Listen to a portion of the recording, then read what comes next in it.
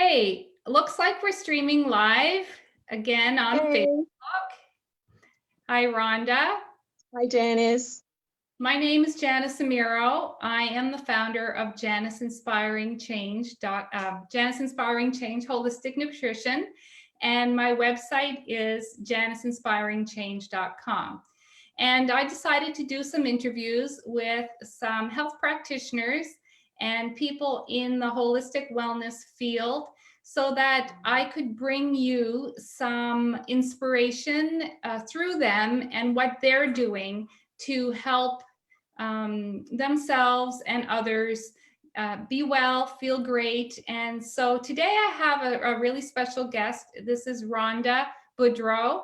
And Rhonda's going to take us on a journey about her fibromyalgia. So thank you so much for joining me, Rhonda. Thank you for having me, Janice. I really appreciate the invite. And you and I were speaking a little bit before this live, and my journey is not only one of fibro, it's one of anxiety. So I'm just going to put this out there right now, maybe take the pressure off a little bit. But when you asked me to do this, I was excited to do it, but felt a little bit of inferiority maybe because you've just mentioned, you've been interviewing practitioners, and I don't put myself in that category. So there's a little bit of anxiety there. And I do have anxiety around public speaking. So I almost said no, but I felt like this was too important to not do it. And I feel like I have an important story to tell. And my journey's real and it's raw, and I don't know how it's going to go today, but that's okay. I feel like there's a lot of people who need hope. I was at a place, early in my life with not a lot of hope that things would go well for me health-wise as I aged. And I found that in my 40s, I feel better than I did in my 20s. So I feel like I need to share that with people who might be in the same position as I am. Perfect. Well, congratulations on stepping up to my invitation and getting yourself ready to do this, even though you're really, really scared and nervous and unsure. And, I remember, my God, you probably remember this too, but you are a lot younger than me. The Partridge Family, years ago, the Partridge Family was on, and there was a fear of them performing in front of someone, I don't know, and they said, just picture the person and the whole audience in their underwear. So there you go. That's what we can do today. Just picture that everyone we're talking to is in their underwear. So yeah. It's funny, just on another thing I mentioned earlier, I said to my husband last night, I said, I do my best thinking in the shower. If only there was a way to go live from the shower, but that would be totally inappropriate. But just, it's funny the things that, I don't know why that would be like my best thoughts come to me at that time. But here we are in my office, and I know I have to do this, and I know it's going to be okay. But just to put it out there to people who do experience anxiety, it's also partly because I have a son who's been very open about his panic attacks. And I've always told him, you have to keep going. You have to do these things. And there was a time we had a class here, and I was like pumped before the class, and we were going to teach an oil class. And I was great. And then I got out there, and all of a sudden I'm like, oh my gosh, I don't feel good. And I excused myself. I came and I regrouped. And as I sat here, I thought, what would I tell my son? And I would tell him to get back out there, keep going. So I guess that runs in the back of my mind. And yeah, I just feel like there's things that need to be done that are important, and I'm learning to do them despite my anxiety, and as a stepping stone to move forward and grow in that journey, as well as with my fibro journey.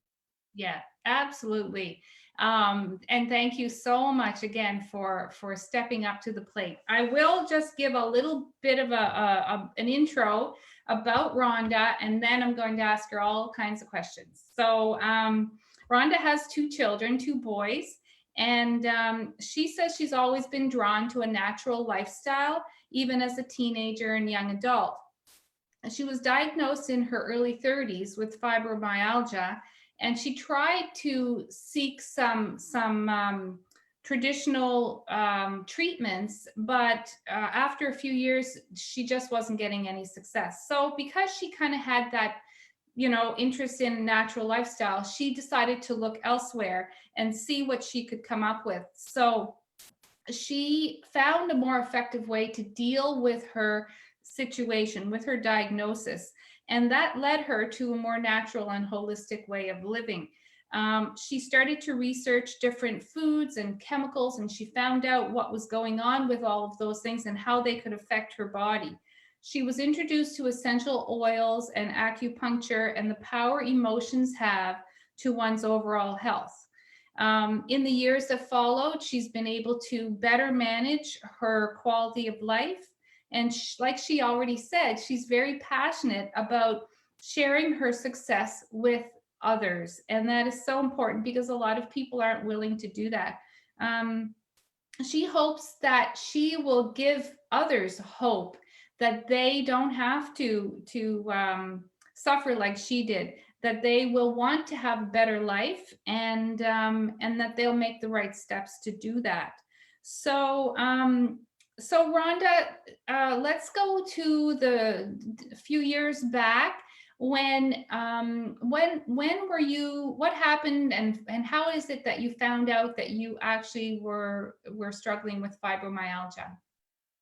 Well, my story is, I guess, years and years long. It started, the first memory I have of something being a little bit different was in elementary school, actually. Like, I remember running with my classmates and my legs would cramp up and I felt like I couldn't keep up. And it was just wasn't like a speed thing. It was like, like I felt like my legs would cramp up and it was just kind of weird. And then in my teens, I would come home from school exhausted, so I'd have to sleep. And fast forward to being a young mom, and I had two boys in hockey and a husband who was gone fishing a lot, and I had to do what I had to do, but I did it a lot of times exhausted, and which is very common for young moms, but a lot of pain. So I'd have a lot of pain in my hands and my arms and my hips and my legs and just all over body pain.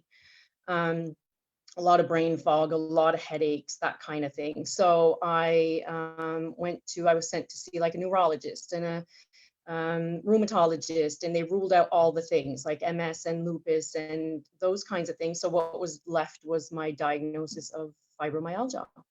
Mm-hmm. Okay. Yeah. And so at that time pain was the main problem. And so what was the future? What kind of future was painted for you when you were told that you had fibromyalgia?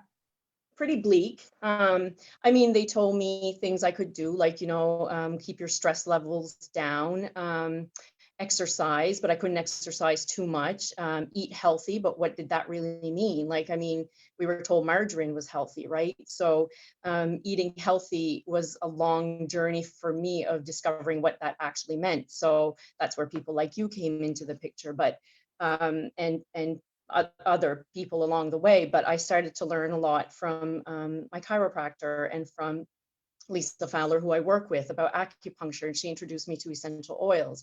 And I started going to classes and learning about all the toxins that we're exposed to every day in our homes and outside. And I mean, toxins are everywhere. Like, I thought when my kids were growing up, if my house didn't smell like Mr. Clean, it wasn't clean. But I didn't even know that letting them crawl around the floor that I just Mr. Cleaned was not a good idea, right? So, and using candles and all those things that I did all the time, not realizing that I was hurting myself. So then, yeah, I started, essential oils became a huge part of my life. I've been rolling them on and sniffing them like crazy, but that's just one tool in my toolbox. So, learning the importance of gut health, and supplements, and our food is, even when we try to eat healthy, I feel like I eat a healthy diet, but our food is compromised. So for me, supplements are a big part of what I do, and drinking water, but also, the mental part of it and the emotional part of it, because that causes us a lot of, if I'm super stressed, then my fibro flares. That's for two reasons: the stress itself, but also when I'm super stressed and anxious. And last year was a super hard year. I lost my dad, and I fall off the wagon. And I've joked before that when I fall off the wagon, I not only fall off the wagon, I drag it in the woods, I burn it, and I use the insurance money to buy lemon pie. Like, I fall hard, and I'll be laying on the couch and I'm like, I say to my husband, oh, my hands hurt, my hips hurt. And he's like, saw that come in. Like, right. Like, I know now if I'm laying on the couch in pain, I know why. Whereas before I felt like I didn't know why. I just didn't know how to get out of it. So now at least I'm still human. I don't do everything right by no means, but when I do fall off the wagon, I have the tools in my toolbox to know how to get back on it. And I just keep going. You know, I'm not perfect at it, but I know the things, and I've become this like obsessed learner. Like when I'm doing my laundry or I'm doing dishes or I'm whatever I'm doing, I've got a podcast on, or I'm constantly craving more and more knowledge and listening to people like you and your lives and the information you bring, and surrounding myself with a community of people that I can learn from. Because I'm not a professional, I'm not a practitioner, but I have a story, and my story comes from learning and not giving up. So yeah, I'm not sure if I answered your question, but that was That's a long way to answer your question. okay, because it leads me to another question, and that is, so when you were diagnosed, you said you tried some what was offered to you at the time. I'm not sure, you didn't mention if you were offered some medication or not, but Yes, you were okay, I and was, and I took it. uh, Which became a big problem for me. Sorry to interrupt, but I forgot that part. But it became, well, I was told really there was nothing, that was just what you did, right? And I didn't know any better. So I did take the medication, but it didn't help me. And it was a very addictive as far as my body needing it. It's not like I was like, oh, I need my medication, like, because I would forget it occasionally. And then by the next morning, I would have terrible head spins. My body temperature was off. I was hot and cold. I was nauseous. This would be like, but early the next day that I was feeling these effects. So my body couldn't be without it. And I wasn't benefiting from it, but I stayed on it because I didn't know how to come off of it. I had heard so many horror stories of people trying to come off this particular medication, and it has its own syndrome. Like, it's so hard to come off of. So um, I did some specific treatments to help me come off of it, and I used certain essential oils, and I prepped my body for the journey of coming off of it. mhm. And it's miraculous how easily I came off this medication, like barely without a scratch. So yeah, that was a blessing that I was able to come off. And again, or on another point, to be clear, I'm not anti-medication. I would never tell anybody to not take something they need, but for me, it just wasn't helping me, and it wasn't the route that I wanted to take. So that is for me why I wanted to come off of it. So was there a breaking point? Where was it that you said you tried this path for a while, it wasn't working for you, you were becoming addicted to the medication, and so was there a point where you said enough is enough? What happened? Where were you at that, not where physically, but where were you in your head where you said, okay, I have to do something different? How did that come to be? Because I think that's a really important, I mean, I went through that too, where it was that I said, okay, I'm not doing this anymore, I'm going to take it upon myself. So how did that come to be for you, Rhonda? A few things are going through my mind, and I'm not sure there was a specific point because I've always been super interested. Like, I was the one when I was in labor that wouldn't take anything and wouldn't take the epidural. And I remember one friend is like, you're not going to get a cookie. Like, why are you doing this? Right. But it was just, and I didn't know why I felt like that. I was just resisting that. It was just part of who I was. And I wouldn't take the Tylenol, and I wouldn't, but then I had that in me, but I guess still kind of went the traditional medical route for a while to try to, because I didn't know what to do. I had this diagnosis and I just wanted to feel better. Um, but then at some point, and I'm not sure exactly when, I just started researching these things more. And then my father-in-law died a few years ago, and way too young. And I remember thinking then, I don't want to leave my kids and my husband that young. Like that was one defining moment for me where I really started going hard at it. And then, like I mentioned earlier, this past year, I lost my dad, and seeing his journey, like at the end, he was on 20 medications, and he would take one medication for something, then have to take another one because that caused something else, and had to, and he understood that as well. Like he understood that. I think he wished he would have done things different. So I guess having these people in my life, who I lost too young, and I don't know where this is going to go. Like, I don't know if the things are going to make me live to 100. Like, that's not my goal, but my goal is to feel good while I'm here and be able to be the best mom I can and the best wife I can. And when I was sick and on the couch, I mean, my husband would come home some days from fishing. Literally, I would lose the whole day. Like, I was so wide open all the time when he was gone that when he would come, it's almost like I crashed. So he would come home, and there were days where I'd get up in the morning, have my coffee, stay up for an hour, go back to bed. He'd wake me up at dinner. He had made dinner. I'd have my dinner, go back to bed for the afternoon. He'd wake me up at supper. I'd have my supper. I mean, this didn't happen all the time, but it happened. And it was like my body was just crashing, right? I did what I needed to do, but that's no way to live. Mhm. So I just You knew that. Sorry, go ahead. so you chose quality of life. Yes, and it just started making sense to me especially when I was introduced to the essential oils, because it just occurred to me, I was at classes and hearing about how, these were from the earth. And I thought, they're from the earth. Like, this is what the earth gave us. The earth gave us our food and water and these oils. And I'm like, it was like this light bulb moment that went off for me, that I'm like, oh my gosh, in my mind, this is how it was meant to be. Like, these things weren't made in a lab. And thank God we have those things for when we need them. But I don't want that to be my go-to. And I fully believe in getting to the root cause of things, whether it's, we have conversations here at the office all the time, and we go pretty deep with our conversations. Nothing is surface level. And we were talking about why people do the things they do. And it's, when you break it down, it's most often fear.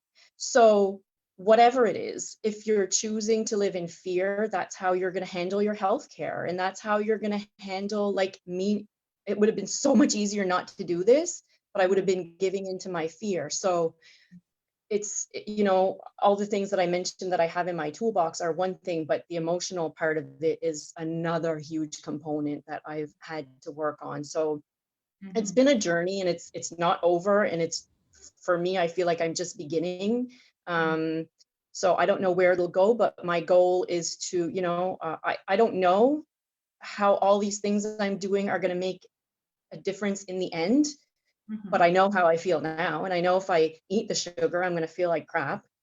And I know that if I don't drink my water, I'm going to be sluggish and have headaches and not feel well, right? So why would we not do the things that we need to do now?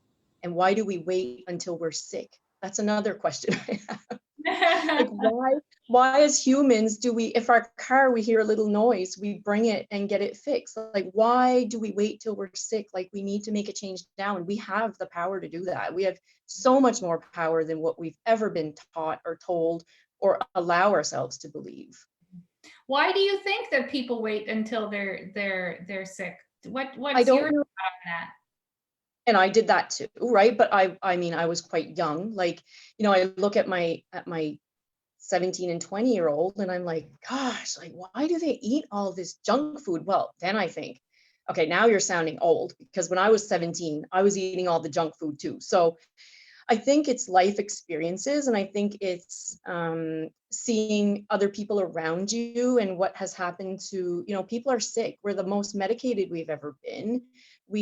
And we're the sickest we've ever been. So what are we doing wrong? Like, why are we not being told all these things? I hear occasionally about a vitamin D, but why do we not hear about all the things on a regular basis that we should be doing to actually promote true health and healing and getting to the root cause of things? So that's my mindset, and that's why I do what I do. And I know that and I guess I should mention also, but the power of community, like for when I got involved with doTERRA, and doTERRA has just become my vehicle. There's many vehicles that you can use to influence people or to spread your message or to share your message of hope. You do it one way, other people do it different ways. For me, my vehicle and my entrance into this world was doTERRA and essential oils, but it allowed me to become part of this incredible community of support. So, you know, people like you and other people that I don't even know personally, but that I've met online or that come in here to our office, or our wellness center. We called it the office for so long that we still call it that. But creating this wellness center and just being part of a community of like-minded people is so important, and it helps you to keep going. So yesterday we had somebody here and she's discouraged and she's like, oh my gosh, like I'm doing all the things and I'm taking the cultured coconut and the magnesium and the whatever, and she's having issues or whatever. But I said, I'm so proud of you for keeping on going, because it's so much easier to just quit and think you have no power, but I just don't believe that, you know. I mean, for some, it's all about lifestyle and choosing to live a healthy lifestyle, what, you know, and that can look several different ways. Yeah. One of the things Yeah. that people don't realize, and when it comes to stress management, which really is, you know, we have to look at why we're stressed, what the root cause of the stress is, what the triggers are, and looking at really, really deep, way back, it takes us to our childhood, about why we react as an adult to certain things and how we react to them and our choices that we make. And I think a big part of why people don't make changes like you have is because of one of the big things is food addiction, because they know that when you say I'm going to eat a health, you know, change my lifestyle and have a healthier lifestyle, that means changing foods and letting go of some foods. But the point I want to make is that when you're stressed, a lot of people don't know that what they eat can contribute to the stress or can alleviate it. And that's a big factor for people, because there are foods, there are nutrients that the body requires in order to better manage stress. And in the standard American diet, which is what we're eating, it's not just the Americans, it's everyone around us. When you eat that type of diet, you don't get those required nutrients that help you manage your stress. So when you start to take away the crap and put in the good food, that alone gives you the right nutrients, and that helps manage stress quite miraculously. And then you can start to look at, then the mind will say, okay, well, you know, I'm feeling better, so something's working here. And then it allows you to explore the food more, or the essential oils more, or the acupuncture. It allows you to start to look at questions, and or rather look at information to question things. But when a lot of people just don't know that stress management, that food plays a really big key role in that. And the other thing is the chemicals in the crap actually do the complete opposite. They create inflammation, they create all kinds of negative situations in the body, and the body is in this fight or flight reaction 24 hours a day. So how can you get well from that? How can you learn? How can you listen to a podcast? How can you sit and learn about essential oils or have acupuncture when you're in this constant mess? It's like, you know, putting your hand in a socket all the time. So for you, I wanted to ask, and I don't know what your diet is like today, but is there a couple of things that you because I know there's tons of things that you've changed, especially with your household products and everything, but with your diet, Rhonda, is there a couple of foods that you have let go of that you thought years ago, oh my gosh, I could never, ever not eat that food, and now you don't eat it? Is there something like that in your diet? the first thing that comes to mind is MSG. So somebody pointed out to me a couple years ago about MSG and how bad it was for you, and how it, it's a really bad chemical. And I thought, oh my word, like, since my husband and I have been together, like when we were 15 and 16, like we love Chinese, like that's our outing, is to go eat Chinese. Well, there's MSG in Chinese. So I'm like, oh, I'm willing to give up my Chinese. So now we order from a restaurant and order it without MSG. So it's just a small change, and maybe it doesn't taste quite the same, but I'm still having my Chinese and I don't have those after effects that I never would have even thought. I would never would have made a connection to the MSG. Yeah. But there's nothing in particular that I say I will never have, like a particular thing, but there's things that I just will limit myself, or, I mean, I'm sure there's things I've cut out. I just can't think of it right off the top of my head, but I guess it's more not, I don't think of it maybe in a way of cutting things out, but it's adding things or making sure that the things I do eat, like starting my day with a smoothie every day, is 5 out of 7 days probably is my favorite way to start my day. And for me, it's how I feel the best. So I load it with things like I throw my cultured coconut, my probiotic in there, and I put my fish oil in there, and I put my turmeric essential oil in there, and I put my vitamin D drops in there, and my collagen, and my protein powder, and my avocado, and my fruits, and so I'm starting the morning. I know that if I kind of mess up a little bit in the day,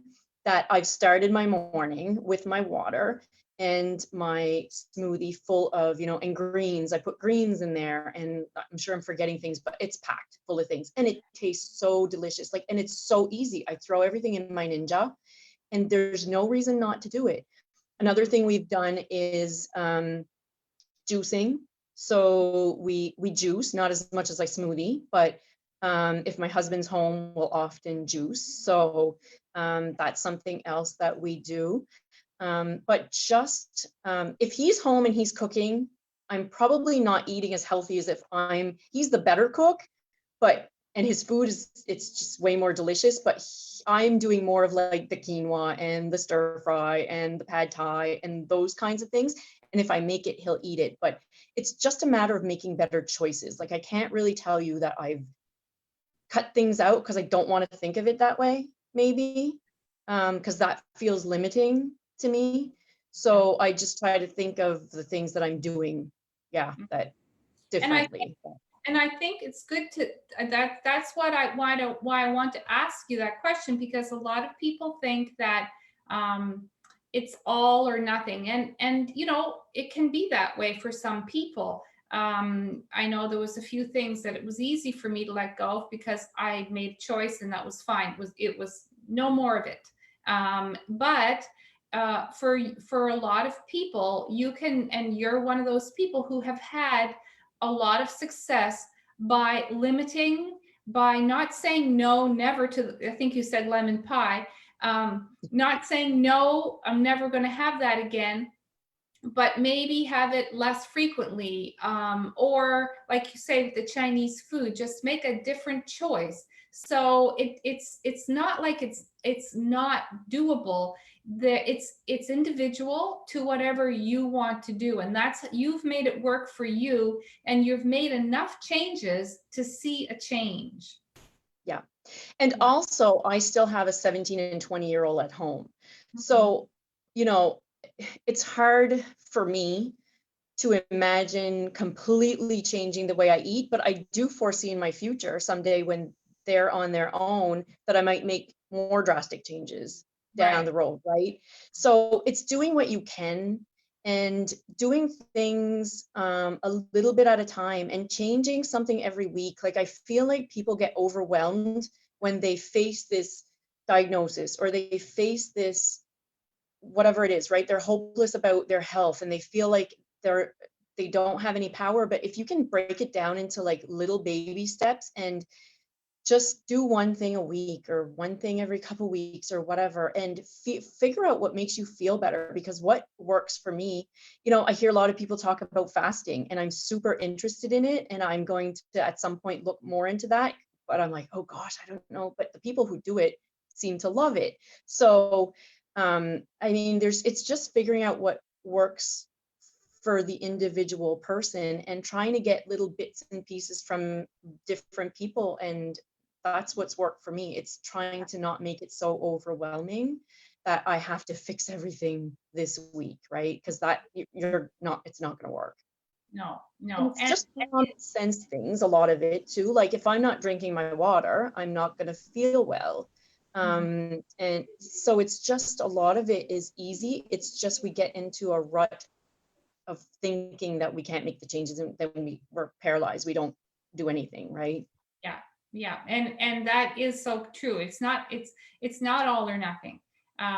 It can be, but it doesn't have to be. And if you make gradual changes, oftentimes they will become more long term than if you kind of say, okay, I'm not gonna, I'm gonna change everything completely. Then one day you're probably gonna crash. That's typically the way And it I is. don't believe in diets. Like I don't like the word diet. I don't believe that it's ultimately a sustainable. For me, it's a lifestyle Mhm. choice, right? So it's about making it sustainable and not feeling like I'm limiting myself. I don't think of it that way. I think of it, if I'm depriving myself of something or whatever, I feel like I'm giving myself a gift of feeling good the next day. Right. Yeah. Yeah. And it's so true because most people focus on what they have to give up Yeah. instead of what they have to gain. And Yeah. and so somewhere along the line, you decided that you were going to change your life because you knew that there was more to gain. For sure. Yeah. Yeah. For sure. Yeah. Um, so just a couple more things. We could talk all day. And look at you. You said you were so nervous, and you're doing great. So I just wanted to ask you if you found that you've had any have people question what you're doing. Have you had any resistance or kind of the eyebrow raising from people in your you know, as you start to change, maybe family members or friends that have looked at you and said, "You're doing what?" And how have you dealt with that if you have gone through those types of things? Nobody said that to me personally, but I do feel that there is a stigma out there about people who are in the natural health world. And when people say, "What do you do?" I struggle with that a lot, if we're being honest. I don't want to be known as the oil lady. Like, I don't want to be known as somebody who just sells essential oils, because that's not what I do. Um, like I said, doTERRA is my vehicle and my entrance into this world, and I highly, for many reasons, was drawn to it, like all the things that they do in the world and the oils themselves. But that was just my vehicle into this world and this lifestyle. And I don't know where that's going to go, but I do know that there is definitely a stigma out there about the natural world, and I'm not sure where that comes from. I don't know, and I used to take it almost as an attack on my story, because I felt like people maybe believed or felt like I was lying. And I know that's not the case, but I was like, do they think that I'm not telling the truth? Like, that this is not really my story? Like, you can ask anyone in my family, I'm better now than I was ever before. So maybe that was just something in my head, but it's just so simple to me that I don't know, like I just wanted to share it with everybody. And I try to kind of rein it in sometimes, because I don't want to look like this crazy woohoo person, but I'm living it. Like I I just want everybody to know that there is a better way if you want it. Like, if you're looking to feel better, there Mhm. is a better way, and that is my motivation. It's to be able to help people in whatever that looks like. If it's just trying to connect people with you, or connect people with somebody that they resonate with, that will help. And I don't know why there's so much resistance against that. Like there's a lot of censorship out there against the natural industry. And to me, it just makes so much sense. Like it just makes so much sense. So it's something that I'm sure people have thought things or said things, or if I remember this one time that I refused a piece of cake and somebody rolled their eyes, and it kind of hurt my feelings. But then I was like, well, like if I eat the cake at 9 o'clock at night, then I'm going to pay for it tomorrow. So it's, like, I don't know, you just have to go with what you feel is right for you. And I guess what I'm doing is trying to find the people who want this, like who want a different way, and who want to learn, and who want to ask questions, and who want that hope. Like that's all I want to do. I do so much more than sell oils. Like, here, if it's okay, I'll just mention what we've done here. Like we opened up a wellness center. It's called Holistic Time Wellness Center. And our vision here is to have a safe place for people to come. So we've got a diffuser running. It's a very calm environment. You can come sit with me and just talk for an hour or two if you want. And I'll share my story and tell you what I do. And then I'll tell you the resources we have here. And I'll explain why it's something you should look into. I can't diagnose anybody. That's not my job. My job is to share my story. And, to give you, maybe you could look into magnesium, or maybe you could look into cultured coconut, or maybe you thought about this, right? I'm not a doctor. That's not at all what I do. I teach people about essential oils and about a healthy lifestyle and what I do. So I don't see the problem with that. Like I don't, and I'm hoping that our society is headed more and more towards that realization of getting to the root cause. Like that for me is what it boils down to. It's just figuring out what is going on, whether it be in your head or your body. That connection between mind, body, and spirit, right? And I've had to cut things out. We talk about cutting out certain foods, but one thing I've had to do is cut CNN out of my life. Right. Like it's not just about, or cut out the news, because it was making me so fearful. And my dad and I were like, anyone who knows me, who's ever spent any amount of time with me, knew that I just loved knowing what was going on in the world. But I went to Atlanta a couple years ago, and it became very evident to me what that had did to me, because I had a horrible experience there and a horrible panic attack, and it crippled me for the next year. So, and I came to realize that that came from a lot of fears that I had built up, and my vision of what the world was like out there. So when you're looking at cutting things out, sometimes you need to cut those things out as well to keep your mental health in check. Or for me, I needed to, at least. Well, when we say healthy lifestyle, we're not talking about food. We're No. talking about food and exercise and how you spend the other parts of your day other than sleeping. Your sleep's important too, but for you, a great deal of your stress was caused by the news. And I think that happens to a lot of people, whether they know it or not. So, when you start to look at what you can do to change and become better, of course, diet plays a key role, where, food is our medicine. But if those external factors that we expose ourselves to, they can contribute to our problem in a large degree. And you recognize that, and you made the changes to address that. Yeah. For sure. Yeah, for sure. I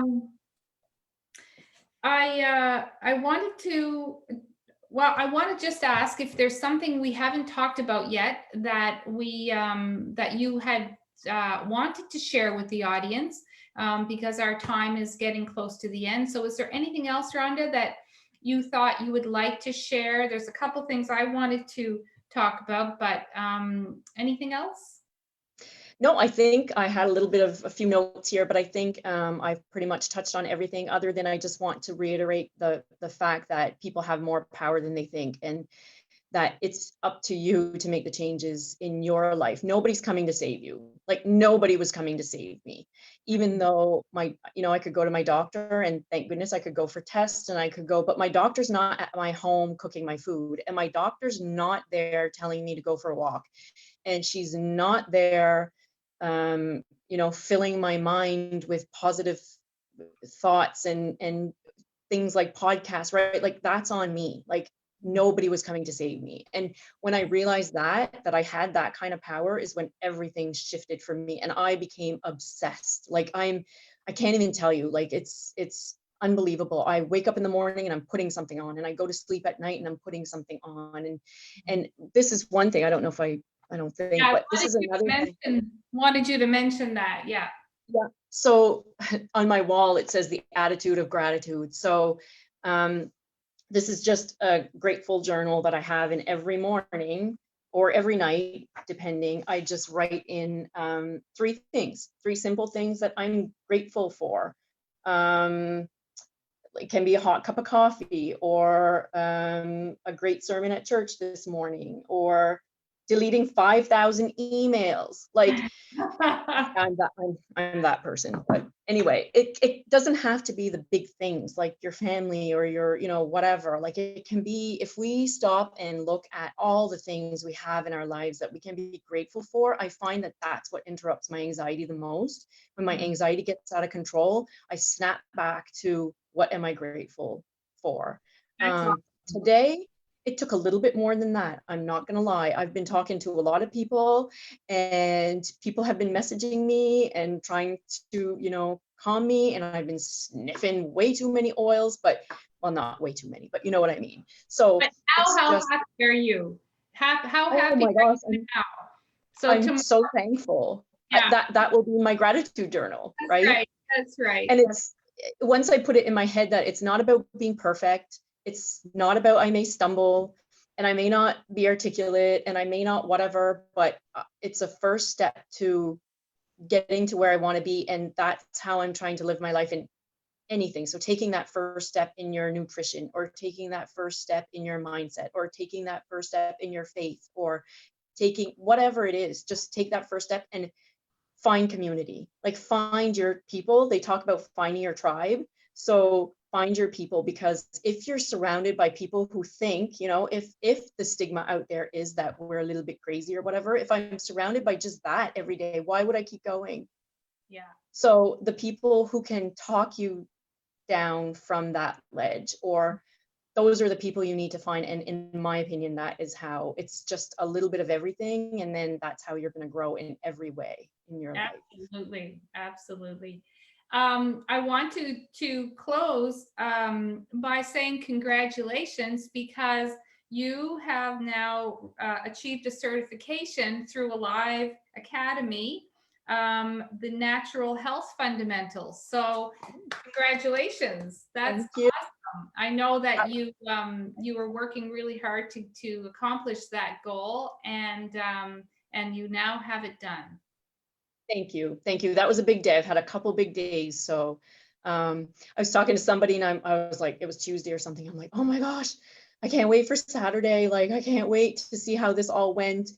And it all went well. And she said, don't wish your time away. Just embrace it and feel the feelings and feel the anxiety. It's part of life, right? Like we're meant to feel, we're feeling beings. We're meant to feel the happiness and the sadness and the anxiety and the stress and the ups and downs. So just embracing that it's part of being a human. And I did my exam yesterday and I got through that, and I did this today and I got through this. So Wow.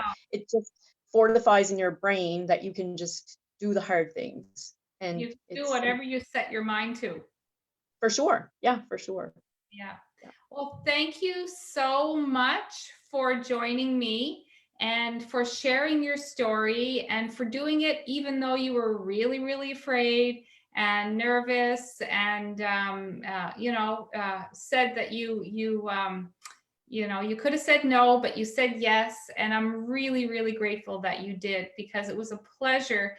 I knew a little bit about your story, And but it was a pleasure getting to know more about it. And I always love talking to you. And we don't see each other all that often, but it's always so nice to sit with your team and have a conversation. So you are my We people. enjoy it too. We Yeah. enjoy it too. We're very thankful to have come. We grew up actually almost next door from each other and never got to know each other because there was a little bit of an age difference there. So yeah, I'm very thankful you come Yeah. into my life now. Likewise, likewise. So thank you so much. And we'll sign off. This is Janice Amiro, and I'm the founder of Janice Inspiring Change Holistic Nutrition. If you have any questions or would like to get in touch with me, you can contact me through my website at janiceinspiringchange.com.